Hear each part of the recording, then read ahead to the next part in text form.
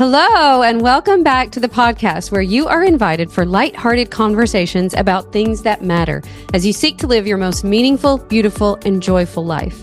I'm your host, Dr. Edie Wadsworth, and I hope you enjoy your stay here at the House of Joy. As we close out 2024, we are so thankful for you. We are doing a fun giveaway of our favorite pans called Our Place Pans, and you get to pick your color if you win, and we are really excited about that. To enter, all you need to do is click the link in the show notes to go fill out a survey. We love doing episodes that you love. So if you will click and fill out that survey, and it will kind of give us a way to track so that we know who's filled out the survey, and we will pick a winner next week in our episodes and announce those on the podcast. Thank you so much. We love you. Hi, dear ones. Welcome back to the podcast. This is episode 247. I am so excited to share with you while I'm still kind of in the beautiful magic of Christmas. I'm not sure when you're listening to this, but it's Christmas Eve, and I am having so much fun. We just put together a fun little toy for my grandson, Elijah, and still wrapping, still baking, getting ready for a beautiful Christmas brunch tomorrow, and also dreaming about 2025. So in this short little solo episode, I'm going to talk to you about giving yourself a powerful reset in 2025 with these 5 amazing journal prompts so that you can set yourself up for your best year yet. I think I told you this on a previous episode, but my family and I are leaving almost all of our kids, our 2 grandbabies. There's going to be, I think, 14 of us. We are going on a family trip. We're leaving the day after Christmas to Park City, Utah. Can hardly wait. And so this time of year is just so precious to me.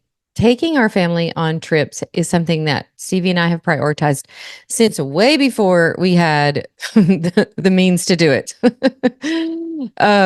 But we love making such an investment in our family. And I love, especially on these trips that are near Christmas or the first of the year, it's just such a beautiful time for growth, to think about what you loved about 2024, what you want to carry on into the new year, and really, create more of what you really want to create in 2025. So I want to give you a few journal prompts as you are heading into this beautiful week. I love Christmas week. I love the week after. My birthday, you guys, is January 4th. So I just love the whole thing. I think January is close to one of my favorite months of the year. I love it. So with all of my excitement, I want to share with you some things that you can reflect on and journal on that might get you in the spirit of really deciding what you want to create for yourself in 2025. So the first one is to really reflect on growth, the significant lessons that you learned in 2024 that shape who you really are today, and what areas of your life as you reflect. One of the things that I love to reflect on, and I do this often by using my phone and going through like experiences that I had, because I'm usually taking pictures, and like, what are the things that really brought me joy this year, and how can I do more of that? I actually made a list like this a while back and I did this for my business, but then I decided, oh, this was so fun. I want to do it for my actual life, my real life too, my personal life, I should say. And one of the things that I wrote on the list for my business is that I so loved creating the podcast with my daughter, Emmy. It's been so much fun to collaborate. You guys, we were just, especially as women, we were made for collaboration. And I find that anytime I'm doing something like that, that has this collaborative feel, I just love it. And so I definitely wanted to do more of that in 2025. So I am creating a new master coach training, and I'm doing a lot of collaboration in order to do that. So I'm really excited. That was something that was really fun for me in 2024. One of the other big things for me in my personal life was my Grammy Day that I spend with my grandbabies, which I love so much. I try to be really intentional about those days. Like, we plan something fun or do something fun or bake something or whatever, trying to really create so many fun memories with them when we're together. And I'm definitely carrying that into my 2025. So for you, what are the things for you that really brought you joy that you want to bring into 2025? Areas of growth, even if, obviously we all go through hard things. So areas of growth or things where you struggled. What did you learn from that? And what are you bringing? What do you bring from that? What do you want to bring from that into 2025? The second thing is to really get a clear vision for what you want your life to be. So you could ask yourself these questions. What does my ideal life look like in 2025? Maybe you can describe it. What does it feel like? What have you achieved when you get to the end of the year? How did you spend your days? What things were valuable to you? What priorities did you set? So really thinking about kind of those questions and prompts around what you really want to create. So you've reflected on what brought you joy and what you want more of, on what you learned. And now you got to figure out, like, what do I really want for this new year? And one of the things that I decided for this year is that even though I want it to be a year where I'm really in such a powerful and sort of loving place, creating a lot in my life and business, I want it to feel, when I get to the end of it, I want it to feel like, oh my gosh, I was so in the flow. It was such a magical time that it didn't even feel like I was creating something so amazing or whatever. And because a lot of times, because I've got some big goals this year, you guys, and a lot of times when we have big goals, we can get to the end of it, or maybe I should just speak for myself. We can get to the end of it and feel exhausted. And I want to practice this year creating from a place of abundance and love and joy so that when I get to the end of it, I feel still so excited, still so energized by what I was doing. And this is kind of like, this is like, a small example, but for instance, I have been wanting to knit a sweater for a long time. And my daughter, Ellie, followed this pattern and made this gorgeous sweater that she wore for Thanksgiving. And I was so impressed. I'm like, oh my gosh, you like made that in a month. And when I was looking up like how much actual time it takes to knit a sweater, depending on the pattern of the one that I'm doing, I think it said like 18 hours. And I'm like, oh, I could have this done by the first of the year. So then I kind of like silently set this goal for myself at Thanksgiving when I started this sweater. Like, oh, I'm going to knit this for myself for my birthday. And I'm going to wear this because I knew I was going to be in New York City near my birthday. And I'm going to wear this when I go to New York City for the show.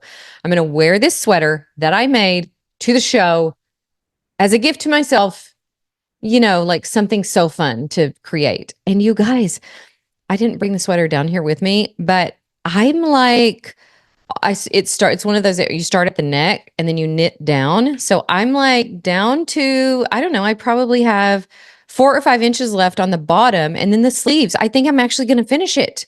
So I'm like, oh, this is so fun. Like, it's one of those projects. Although I was telling my girls last night, we were knitting in bed while we were watching a movie after we had done all of our shopping and wrapping yesterday. We were like, okay, we deserve some time in bed with a movie and with our knitting. And all of us at the end of that, whatever, couple of hours, were like, oh, my fingers feel raw.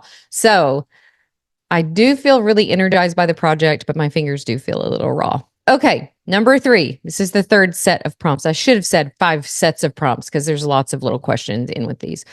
Okay, so this one is around your goals. So we talked about reflecting on your growth, clarifying your vision, identifying your goals is number 3. So what are 3 major goals that you want to accomplish in 2025, and what specific steps can you take to make them a reality? What small, consistent habits will support my growth and success? I love this one. You guys, that I'm obsessed with intentions and goals. I'm the queen of 90-day goals. And by the way, if you have not joined yet our Made for More workshop, you guys, when you upgrade that workshop, you get my brand new book, which is my dream or Design Your Life 90 Days at a Time. You get that shipped to you, and it's not even out on Amazon yet. So go sign up for that. Upgrade to the $27 option. And if you're listening to this way after that, just go to ediewadsworthcoaching.com/design and you can learn all about the book, grab the book. But this workshop is going to be so incredible because we're going to help you. We're going to help you set your 90-day goal. We're going to help you remember, what are the things that you've dreamed about doing that you really want to create in the world that you haven't created yet. And we're going to give you a very specific action plan for how to do that. This is actually such my sweet spot because it's something that I struggled with for so long that when I kind of figured this out for myself, I'm like, oh, I have to share this with everybody who will listen. In this 3-day workshop called Made for More, it's January 1st, 2nd, and 3rd. You will leave this so inspired, so motivated with an exact plan for how you want to create your first 90 days of the year. Now, I will say this. I have my year I love like stacking the year early. I love doing this too, like stacking my wins early in the day, early in the year, early in the quarter, or whatever. So that it's like for instance, with this sweater, I'm like, I'm going to start the new year with a knitted sweater that I knitted for myself. And sometimes you guys, you might say to yourself, well, I don't really knit, and that doesn't seem like that big of a deal. But let me just tell you something. When you think to yourself that you take 2 sticks and a bunch of balls of yarn, and 18 hours later, or a month later, or, a year later, I've taken a year to knit things before, you have something beautiful that you created with your own 2 hands. Like, I'm still amazed by that. I am still like, this is no joke, a miracle right now that I'm looking at. So I'm going to start the year with my knitted sweater. We're taking a trip to New York City to see my daughter Ellie lives there, and her boyfriend Nick has a show debuting off Broadway called Local Singles. We can't wait. We're also going to see Hamilton the next night. And then I'm, creating this new program. There's so many fun things that I've kind of stacked at the first of the year. So I'm really excited about that. So if you need help with that, this is exactly what we do. Made for More is such a great way for you to start. 4th set of journal prompts is all about the barriers, the beliefs, the fears that you face when you are trying to do something like this. So what are your limiting beliefs that could hold you back in 2025? What fears have you been living by? Like, oh my gosh, I don't want to do this thing because people won't understand, or they'll reject it, or it won't do well. Yeah, right. And we just come to expect that. And then we take those limiting beliefs and we just transform them into very empowering thoughts that help us create the life we want. So again, I've created big things before, but how I'm thinking about that different this year is, how can I create these amazing experiences, courses, books, whatever I'm creating in the world? How can I do that? And at the same time, really enjoy my life and really prioritize rest. So I've been working on switching my schedule around so that I have room, so that I'm setting myself up for success to create amazing things, and also to prioritize relationships. One of the things that I want to do this year that we're working on right now is to take a big trip for my anniversary. It's my 25th wedding anniversary this year, you guys. And I'm so excited to really prioritize that, to really prioritize the relationship that Stevie and I have, which we do a lot, but it just feels like your 25th wedding anniversary is the time to just go all in. So I'm so excited. So what support do you need to give yourself? Again, come join our workshop. What resources do you need to overcome the obstacles and challenges that you anticipate? So that's the 4th set of questions. And the 5th set of questions is really starting this year with a reset of gratitude and celebration. What am I most grateful for as I close out this year? How can I carry this joy and gratitude with me into 2025? How can I really celebrate my wins, both big and small, throughout the coming year? And I know, like, again, I said, like, I'm so excited about this sweater. I'll have to show you on Instagram. So come over to Instagram at Edie Wadsworth and follow me there. But I'm so excited about this sweater, you guys. And I just know that, like, what a fun way to celebrate it and by the way, I'm going to weave like a really cute bow, like a red bow on it, because it's this light pink yarn that I use to knit it. And I can't wait to celebrate that by actually wearing it. And I ordered myself a tulle skirt to wear with it, like a light pink tulle skirt. So catch me in my light pink tulle skirt and my light pink hand knitted sweater and my red cowboy boots, you guys, because I bought these cowboy boots when I was with my team a couple of weeks ago at Takova's in Nashville. And they had this wonderful, amazing guy there, Armando, branding our cowboy boots. So I had them branded with like an E plus Steve or E plus S on there for Edie and Stevie. And so I'm going to wear my boots and I'm going to just start the year with such a celebration. My whole outfit will just be a celebration of the love that we have together, embracing nourishing soul giving habits like knitting and being at this show to celebrate Ellie and Nick and just all these things. So may sound a little hokey, but that is the way I think about it. Like, how can you really be so grateful for, really live into the experiences you have and really celebrate your wins along the way? So I'm just starting the year with a big celebration. So I'm so excited about that.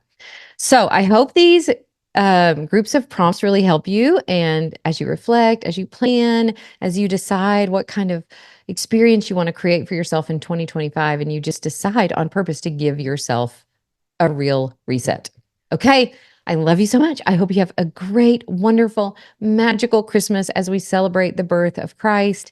And on into the after Christmas time and the new year, we'll be thinking about you. We love you so much. Thank you for listening to the podcast. And I hope this episode has been encouraging to you. See you soon. Bye for now.